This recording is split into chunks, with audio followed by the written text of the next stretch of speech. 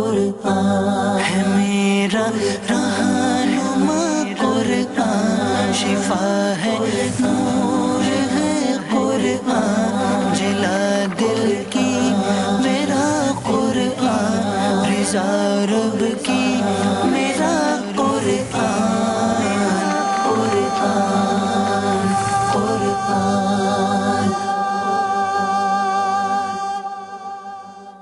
الحمدللہ رب العالمین والصلاة والسلام علی سید المرسلین، اما بعد فاعوذ باللہ من الشیطان الرجیم، بسم اللہ الرحمن الرحیم۔ الصلاة والسلام علیک یا رسول اللہ وعلی آلک واصحابک یا حبیب اللہ، الصلاة والسلام علیک یا نبی اللہ وعلی آلک واصحابک یا نور اللہ۔ میٹھے میٹھے اسلامی بھائیوں اور مدنی چینل کے ناظرین، سلسلہ ہے ایک قصہ ہے قرآن سے۔ قرآن ہے میرا رہنما، قرآن شفا ہے، نور ہے قرآن، جلا دل کی میرا قرآن، رضا رب کی میرا قرآن، قرآن قرآن۔ آج کون سا قصہ ہم نے سیکھنا ہے اور کون سے قصے کے بارے میں سننا ہے؟ آج بات ہوگی نبیوں کی سواریوں کی۔ جی ہاں، آج ان سواریوں کی بات ہوگی جن کا ذکر قرآن مجید فرقان حمید میں موجود ہے۔ انبیاء نے بھی جن کی سواری کی۔ یاد رہے کہ نزول قرآن کے وقت جو چوپائے عام طور پر بار برداری اور سواری کے لیے استعمال ہوتے تھے وہ 4 جانور تھے: اونٹ، گھوڑے، خچر اور گدھے۔ بار برداری اور سواری کے ان 4 جانوروں کا ذکر قرآن مجید میں خاص طور سے صراحتاً مذکور ہے۔ ان کے علاوہ قیامت تک جتنی سواریاں اور بار برداری کے سامان عالم وجود میں آنے والے ہیں، اللہ تعالیٰ نے ان سب کا تذکرہ قرآن مجید میں اجمالاً بیان فرما دیا۔ سبحان اللہ۔ چنانچہ سورہ نحل کی چند آیتیں سنیے اور اس کا ترجمہ بھی سنیے۔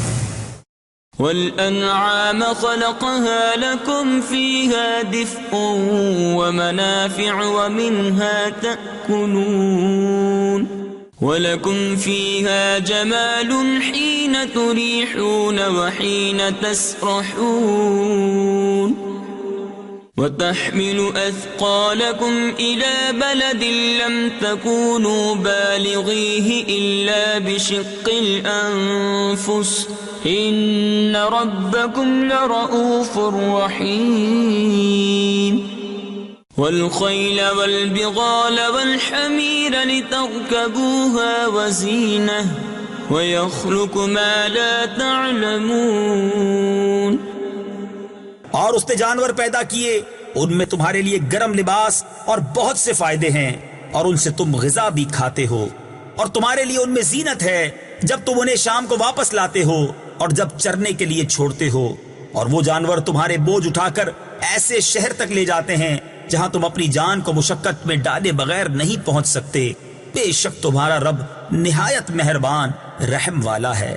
اور اس نے گھوڑے اور خچر اور گدھے پیدا کیے تاکہ تم ان پر سوار ہو، اور یہ تمہارے لیے زینت ہے، اور ابھی مزید ایسی چیزیں پیدا کرے گا جو تم جانتے نہیں۔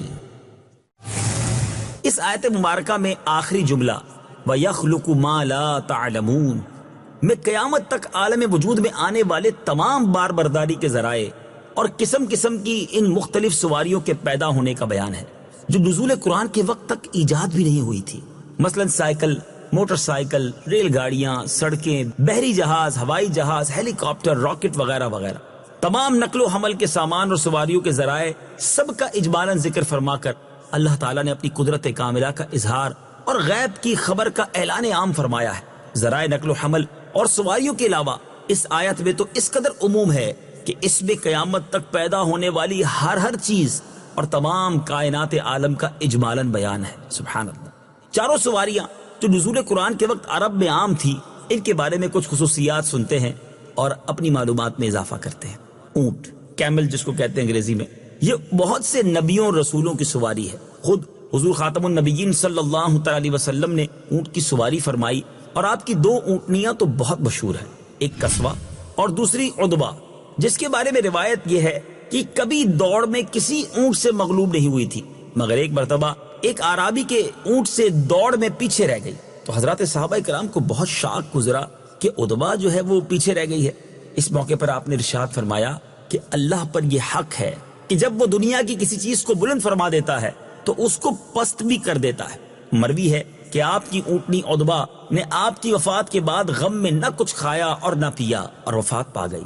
اور بعض روایتوں میں آیا کہ قیامت کے دن اسی اونٹنی پر سوار ہو کر حضرت بی بی فاطمہ رضی اللہ تعالی عنہا میدان محشر میں تشریف لائیں گی۔ سبحان اللہ۔ حیات الحیوان میں ہے کہ اونٹ کے بالوں کو جلا کر اس کی راکھ اگر بہتے ہوئے خون پر چھڑک دی جائے تو خون فوراً بند ہو جائے۔ اسی طرح اونٹ کا جو گوشت ہے وہ بہت طاقتور بھی ہے۔ اب سنتے ہیں گھوڑے کے بارے میں۔ سب سے پہلے گھوڑے پر حضرت اسماعیل علیہ نبینا علیہ الصلوۃ والسلام نے سواری فرمائی۔ آپ سے پہلے یہ وحشی اور جنگلی چوپایا تھا، اسی لیے نبی پاک علیہ الصلوۃ والسلام نے فرمایا کہ تم لوگ گھوڑے کی سواری کرو، کیونکہ یہ تمہارے باپ حضرت اسماعیل علیہ الصلوۃ والسلام کی میراث ہے۔ حضرت انس رضی اللہ تعالی عنہ کا بیان ہے کہ حضور اکرم صلی اللہ تعالی علیہ وسلم کو بیویوں کے بعد، ازواج کے بعد سب سے زیادہ گھوڑا محبوب تھا۔ حضرت ابن عباس رضی اللہ تعالی عنہما سے روایت ہے کہ گھوڑا میدان جنگ میں یہ تسبیح پڑھتا ہے، سبوح قدوس رب الملائکۃ والروح۔ خود نبی پاک علیہ الصلوۃ والسلام کے چند گھوڑے تھے جن پر آپ سواری فرمایا کرتے۔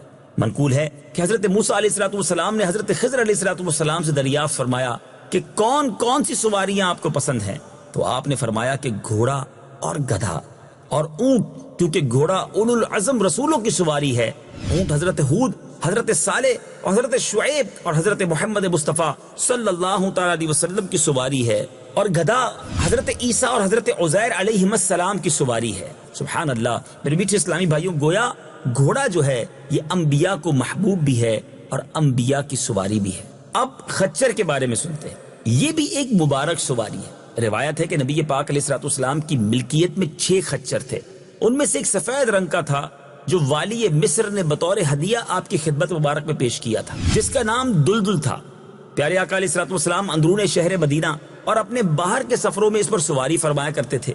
اس کی عمر بہت زیادہ ہو گئی تھی، یہاں تک کہ اس کے سب دانت ٹوٹ گئے اور اس کی خوراک کے لیے جو کوٹ کر دلیا بنایا جاتا تھا۔ یہ پیارے آقا علیہ الصلوۃ والسلام کی دنیا سے پردہ فرمانے کے بعد بھی مدتوں زندہ رہا۔ اس پر حضرت عثمان غنی رضی اللہ تعالیٰ عنہ نے اپنے دور خلافت میں سواری فرمائی۔ آپ کے بعد مولا علی کرم اللہ تعالیٰ وجہ الکریم بھی جنگ خوارج کے موقع پر اسی خچر پر سوار ہو کر جنگ کے لیے نکلے۔ پھر آپ کے بعد آپ کے صاحبزادگان حضرت امام حسن اور امام حسین رضی اللہ تعالیٰ عنہ نے بھی اس کی سواری فرمائی۔ اب آتے ہیں چوتھے جانور کی طرف، جس کو ہم عموماً گدھا کہتے ہیں۔ ادب سے اس کو دراز گوش بھی کہا جاتا ہے۔ جب بزرگوں کی سواری کی بات ہو تو دراز گوش بھی کہنا چاہیے، یعنی بڑے کان والا۔ یہ بھی انبیاء علیہ السلام اور رسولوں کی سواری ہے، اور حضور اکرم صلی اللہ تعالی علیہ وسلم کی ملکیت میں بھی 2 دراز گوش تھے، ایک کا نام عفیر اور دوسرے کا نام یعفور تھا۔ روایت ہے کہ یعفور آپ کو خیبر میں ملا تھا اور اس نے نبی پاک علیہ الصلوۃ والسلام سے کلام بھی کیا تھا۔ جی ہاں، اس نے عرض کیا تھا، یا رسول اللہ صلی اللہ تعالی علیہ وسلم، میرا نام زیاد بن شہاب ہے اور میرے باپ داداؤں میں 60 ایسے گدھے گزرے ہیں جن پر نبیوں نے سواری فرمائی ہے، اور آپ بھی اللہ کے نبی ہیں، لہٰذا میری تمنا ہے کہ آپ کے بعد دوسرا کوئی میری پشت پر نہ بیٹھے۔ چنانچہ اس چوپائے کی تمنا پوری ہو گئی، اور نبی پاک کے پردہ فرمانے کے بعد یعفور شدت غم سے نڈھال ہو کر ایک کنویں میں گر پڑا اور فوراً ہی موت سے ہمکنار ہو گیا۔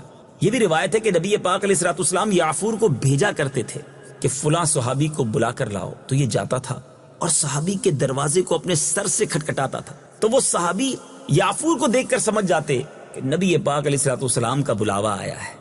چنانچہ وہ فوراً ہی یعفور کے ساتھ دربار نبوی میں حاضر ہو جایا کرتے۔ حدیث میں آیا کہ جو شخص ادنا کپڑے پہنے گا اور بکری کا دودھ دوہے گا اور گدھے کی سواری کرے گا، اس میں بالکل ہی تکبر نہیں ہوگا۔ سبحان اللہ۔ اے میرے میٹھے اسلامی بھائیوں، درس کیا ملتا ہے، سیکھنے کو کیا ملا آج قرآن کی اس بہترین معلومات پر، کہ ان چاروں سواریوں کو حقیر نہیں سمجھنا چاہیے، کیونکہ اللہ تعالیٰ نے بطور انعام و احسان کے ان جانوروں کی تخلیق کا ذکر فرمایا، اور پھر ان چاروں سواریوں پر حضرات انبیاء علیہ الصلوۃ والسلام سوار ہوئے ہیں۔ لہذا ان سواریوں کی توہین اور تحقیر بہت بڑی گستاخی اور بے ادبی ہے، بلکہ ہر مسلمان پر لازم ہے کہ ان چوپایوں کو اللہ تعالیٰ کی نعمت جان کر شکر بجا لائے، اور حضرات انبیاء علیہ الصلوۃ والسلام کی نسبت سے ان سواریوں کی دل سے قدر کرے اور ہرگز ان کی توہین اور تحقیر نہ کرے۔ اے میرے میٹھے اسلامی بھائیوں، ان چاروں سواریوں کے بعد دوسری سواریاں جو ایجاد ہوئی ہیں، ان پر بھی سوار ہونا جائز ہے، اور ان سواریوں کے بارے میں یہ ایمان رکھنا لازم ہے کہ یہ سب خدا ہی کی پیدا کی ہوئی ہیں اور یہ سب سواریاں وہی ہیں جن کے بارے میں اللہ تبارک و تعالیٰ نے وَيَخْلُقُ مَا لَا تَعْلَمُونَ فرما کر ان کے پیدا کرنے کا وعدہ فرمایا ہے۔ اللہ کریم ہمیں قرآن پاک سے بہت کچھ سیکھنے کی، سمجھنے کی توفیق عطا فرمائے، قرآن پاک سے سچی محبت عطا فرمائے۔ آج شاید بہت سارے ناظرین کو یہ پہلی بار معلومات ملی ہوگی کہ نبیوں کی سواریاں کون سی ہیں، بالخصوص گدھے کے بارے میں، خچر کے بارے میں تحقیر کے الفاظ، توہین کے الفاظ استعمال کیے جاتے ہیں، مذاق بنایا جاتا ہے۔